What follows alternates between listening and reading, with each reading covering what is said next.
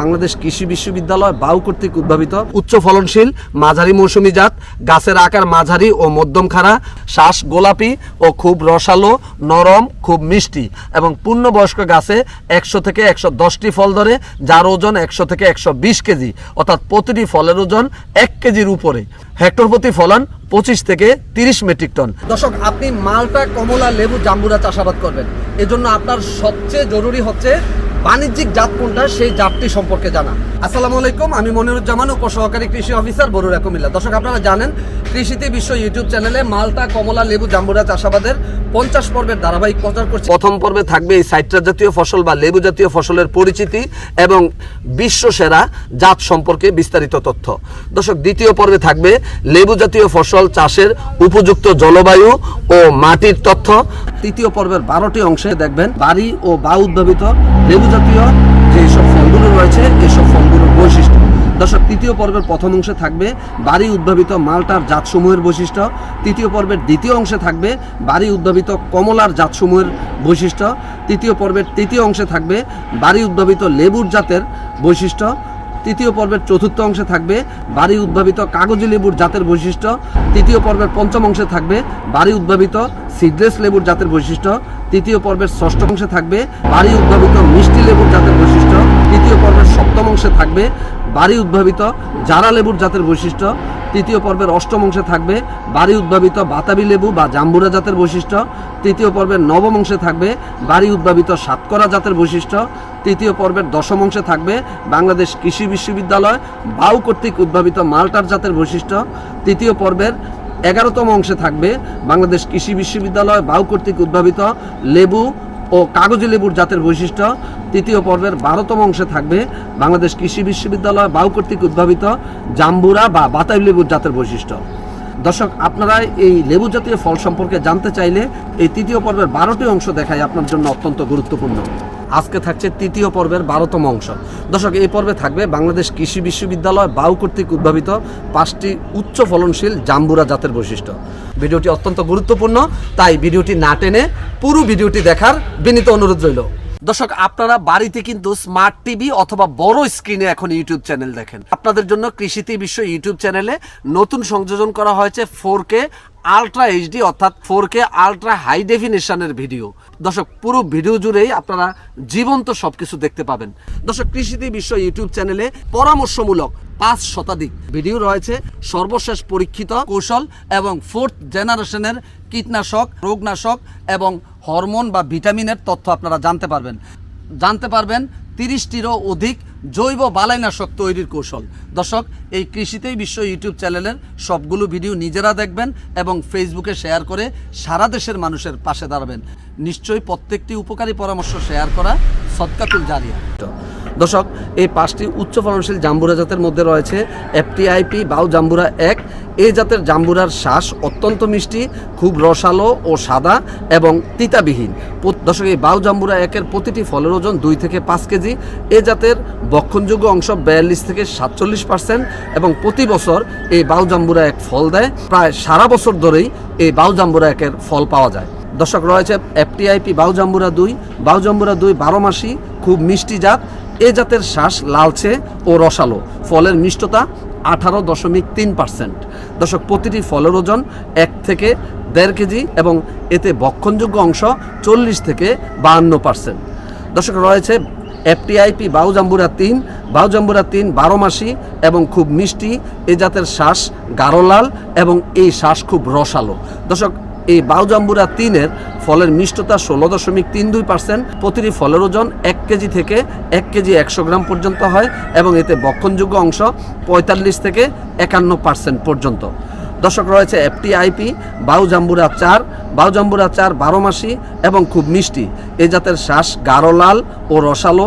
এ জাতের মিষ্টতা 17.10%। প্রতিটি ফলের গড় ওজন 1 কেজি থেকে 1 কেজি 200 গ্রাম। এ জাতের ভক্ষণযোগ্য অংশ 45 থেকে 60%। দর্শক, রয়েছে FTIP বাউ জাম্বুরা 5। এই জাতটি 12 মাসি এবং খুব মিষ্টি। পরিপক্ক ফলের ত্বক সবুজ, কিন্তু এ জাতের শ্বাস লালচে ও রসালো। এ জাতের মিষ্টতা বা TSS 16.23%। প্রতিটি ফলের গড় ওজন 1 থেকে 1.2 কেজি পর্যন্ত হয় এবং এই জাতের ভক্ষণযোগ্য অংশ 42%। দর্শক চতুর্থ পর্বে দেখবেন লেবু জাতীয় ফলের বংশবিস্তার পদ্ধতি। দর্শক পঞ্চম পর্বে দেখবেন গ্রাফটিং বা জোর কলম পদ্ধতিতে লেবু জাতীয় ফসলের চারা উৎপাদন কৌশল। দর্শক ষষ্ঠ পর্বে দেখবেন চোখ কলম বা টি বার্ডিং পদ্ধতিতে লেবু জাতীয় ফসলের চারা উৎপাদন কৌশল। দর্শক সপ্তম পর্বে দেখবেন ক্লেপ গ্রাফটিং বা 500 জোর কলম পদ্ধতিতে লেবু জাতীয় ফসলের চারা উৎপাদন কৌশল। দর্শক অষ্টম পর্বে দেখবেন ভিনিয়ার ক্রাফটিং বা ফাটল কলম পদ্ধতিতে লেবু জাতীয় ফসলের চারা উৎপাদন কৌশল। নবম পর্বে দেখবেন লেবু জাতীয় ফসলের জমি ও মাদা তৈরির কৌশল। দর্শক দশম পর্বে দেখবেন চারা রোপণ সময় ও পদ্ধতি। দর্শক 11তম পর্বে দেখবেন লেবু জাতীয় ফসলের রোপণ পরবর্তী চারার পরিচর্যা বিষয়ক তথ্য। 12তম পর্বে দেখবেন এই লেবু জাতীয় ফসল চাষের সার ব্যবস্থাপনা।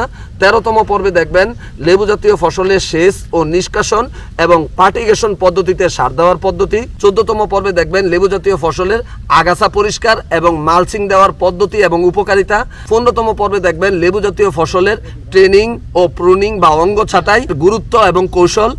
16তম পর্বে দেখবেন লেবু জাতীয় ফসলের ফুল ও ফল ছাঁটাই কৌশল। 17তম পর্বে দেখবেন লেবু জাতীয় ফসলের সাথে আন্ত ফসল চাষাবাদ কৌশল। 18তম পর্বে দেখবেন লেবু জাতীয় ফসলের প্রজাপতি বা লেমন বাটারফ্লাই দমন ব্যবস্থাপনা।